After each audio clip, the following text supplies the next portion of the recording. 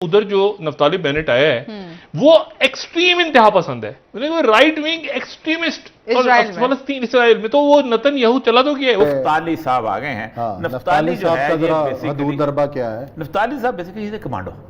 अच्छा। और ये बड़ा कट्टर किस्म का, शिद्दत पसंद किस्म का यहूदी है। नतन्याहू तो लिबरल है उसके मुकाबले में। ये जो बंदा है ये बहुत एक्सट्रीमिस्ट है और ये जड़ से फ़लस्तीन ख़त्म करना चाहता है और हमें बार बार फिर हाय हाय करना रहे, हाय हाय करते रहेंगे हम। नफ्ताली तो इस हद तक हैं कि वो तो सोशल मीडिया हो कहीं पे भी हो वो हमेशा अपने एक्सट्रीम व्यूज का प्रचार करते हैं। और एक और बात जो उनके हवाले से है वो ये कहते हैं कि मैं खुद जंगों में भी हिस्सा ले चुका हूँ, वो स्पेशल फोर्सेस के ऑफिसर रह चुके हैं और वो आगे भी लड़ चुके हैं। जय हिंद दोस्तों, a very warm welcome to Hindustan special channel.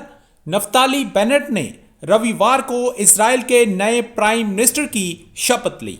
संसद में बहुमत हासिल करने के बाद दक्षिण पंथी ज़मीना पार्टी के 49 वर्षीय नेता और पूर्व कमांडर रहे बेनेट रविवार को इजराइल के नए प्राइम मिनिस्टर बन गए।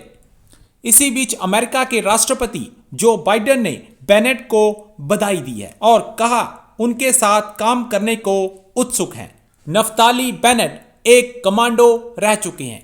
पाकिस्तानी मीडिया अब नफ्ताली बेनेट के इजराइल के नए प्राइम मिनिस्टर बनने पर खौफ में है और बता रहा है कि बेनेट तो नेतन्याहू से भी ज्यादा खतरनाक हो सकते हैं। अब पाकिस्तान में नई चर्चा शुरू हो गई कि बेनेट पता नहीं क्या करने जा रहे हैं और उनकी पॉलिसी क्या होगी। आज की वीडियो में पाकिस्तानी मीडिया ने और क्या कहा, तो चलिए दोस्तों आज की वीडियो की तरफ चलते हैं। दूसरा मामला यह है कि उधर जो नफ्ताली बेनेट आया है वो एक्सट्रीम इंतहा पसंद है, राइट विंग एक्सट्रीमिस्ट फलस्तीन इसराइल में। तो वो नतन्याहू चला तो गया है। तो वो एक, लेकिन उन्होंने जो नफ्ताली बेनेट है और वो लोग देखे ना 6 वोटों से बन गए। वो जैसे पंजाब में हुकूमतें बनती थी ना पहले, छोटे से वोट हैं और मजदूर, हाँ 2 वोट से हाँ ले गए वो। अब पब्लिक वहां पे जो इत्तेहादी बड़ी इत्तेहादी जमात है उसके लोग कह रहे हैं कि ओए हमने तो अपने बंदे को लाना था, ये कहां से कूद पड़ा 6 वोट लेके। अच्छा वो बन गए। अच्छा अरब खरब पति हैं, वो भी सिक्योरिटी साइबर सिक्योरिटी के काम हम करते रहे हैं। इनकी पेरेंट्स जो हैं वो इस्राइल में अमेरिका से आके नहीं ना इंतहा पसंद बिल्कुल राइट विंग, बहुत राइट विंग, लेकिन इत्तेहादी जमात है। दूसरा अहम तरीन चीज़ ये हुई है कि जो मिडल ईस्ट का नक्शा जो है उसको लगता यह है कि एक दफ़ा रीड्रॉ करने के लिए उन्होंने अपना जो है नेतन्याहू साहब चले गए, नए साहब आ गए, नफ्ताली साहब आ गए हैं। हाँ, नफ्ताली जो है हदूद दरबा क्या है? नफ्ताली साहब basically is commando.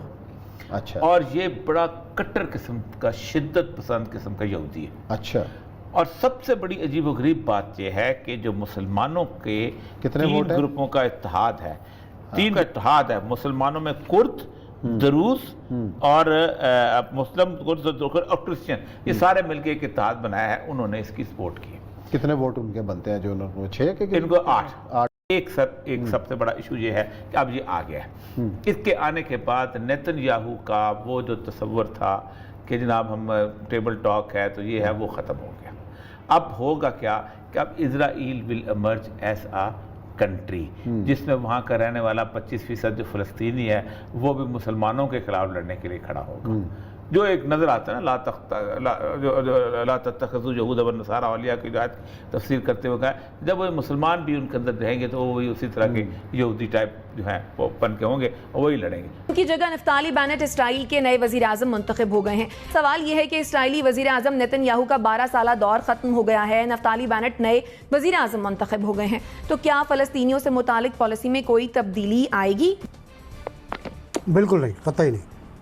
Naftali Bennett जो है वो ज़्यादा संगीन एक्स्ट्रा राइट हैंड का आदमी है। नतन्याहू तो लिबरल है उसके मुकाबले में। ये जो बंदा है ये बहुत एक्सट्रीमिस्ट है और ये जड़ से फ़लस्तीन ख़त्म करना चाहता है। अब देखिए फ़लस्तीन बचा कितना सा है।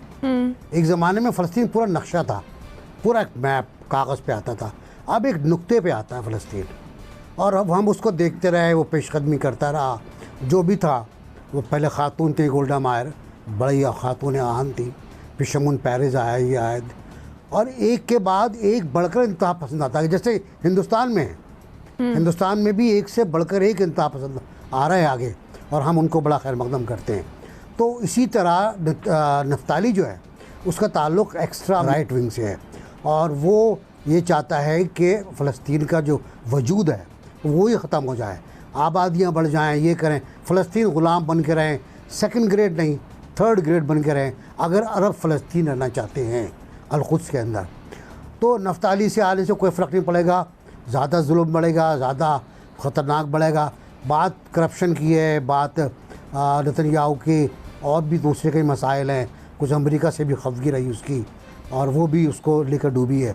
लेकिन ये कि अब कोई मेजर चेंज आना मुझे नहीं लगता। मुझे लगता ये है कि फ़लस्तीनियों को अभी और शहीद होना पड़ेगा और हमें बार बार फिर हाय हाय करना रहे, हाय हाय करते रहेंगे, हम कुछ और नहीं कर सकते।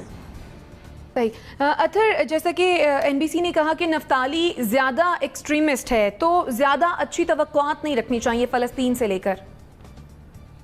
जी बिल्कुल, वो तो फलस्तीन के वजूद से ही इनकारी हैं। वो तो ये कहते हैं कि जो 2 स्टेट सोल्यूशन है, 2 रियासतों वाला, वो भी उसको भी नहीं मानते। इलीगल जो सेटलमेंट्स हैं वो उसके भी हक में वो कहते हैं उनमें मजीद इजाफा होना चाहिए। और उसके अलावा अभी जो पिछले दिनों गाजा के अंदर इसराइल ने बमबारी की जिसमें अस्पतालों को निशाना बनाया, स्कूलों को निशाना बनाया, सिविलियंस को निशाना बनाया, उस हवाले से भी नफ्ताली जो है वो वीडियोज वगैरह भी रिलीज करते रहे। और एक वीडियो के अंदर उन्होंने पाकिस्तान का शिफा हॉस्पिटल दिखा के कहा कि ये हमास का हेडक्वार्टर है गाजा के अंदर और इसके ऊपर इस वजह से बमबारी की गई क्योंकि यहां पे भी हमास के लोग थे। तो नफ्ताली तो इस हद तक हैं कि वो तो सोशल मीडिया हो कहीं पे भी हो, वो हमेशा अपने एक्सट्रीम व्यूज का प्रचार करते हैं। और एक और बात जो उनके हवाले से है वो ये कहते हैं कि मैं खुद जंगों में भी हिस्सा ले चुका हूं, स्पेशल फोर्सेस के ऑफिसर रह चुके हैं और वो आगे भी लड़ चुके हैं। और उनके अंदर जो मुस्लिम मुखालिफ या जिसे आप कह सकते हैं कि फलस्तीनी मुखालिफ जज्बात हैं वो इतने ज्यादा हैं कि जितना आज तक शायद हमने पहले कभी नहीं देखा। लेकिन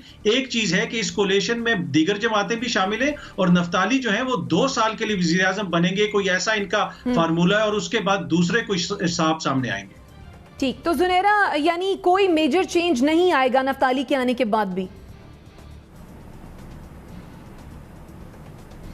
देखिए, बेसिक चीज़ जो है वो ये है कि हमें ये मालूम होना चाहिए कि जो ज्यूइश स्टेट है पूरी दुनिया में वो एक ही है। सो विद एवरी इलेक्शन या एवरी गवर्नमेंट चेंज आपको पहले से ज़्यादा हार्ड लाइनर और राइटिस्ट और नेशनलिस्ट ऑर्थोडॉक्स ज्यूज़ हुकूमत में आते हुए नज़र आएंगे। ये जो कोएलिशन है ये 12 जमातों का कोएलिशन है और अगर 12 जमातों ने मिल के इतने ज़्यादा हार्ड लाइनर को, एक राइट विंग के बंदे को, नेशनलिस्ट को अपना हेड चूज़ किया तो आप अंदाज़ा कर लें कि वो किस डायरेक्शन में जा रहे हैं। दूसरा, नेतन्याहू की जितनी पॉलिसीज थी उसमें नफ्ताली का बहुत रोल था बिकॉज ये उनका चीफ ऑफ डिफेंस भी रहा है और चीफ ऑफ स्टाफ भी रहा हुआ है। वो जब अपना मौका आया तो वो अलहदा ज़रूर हो गए, लेकिन जितनी पॉलिसीज नेतन्याहू ने फॉलो की हैं और जो तबाही हमने देखी है उसमें इनका ऑलरेडी बहुत हाथ था।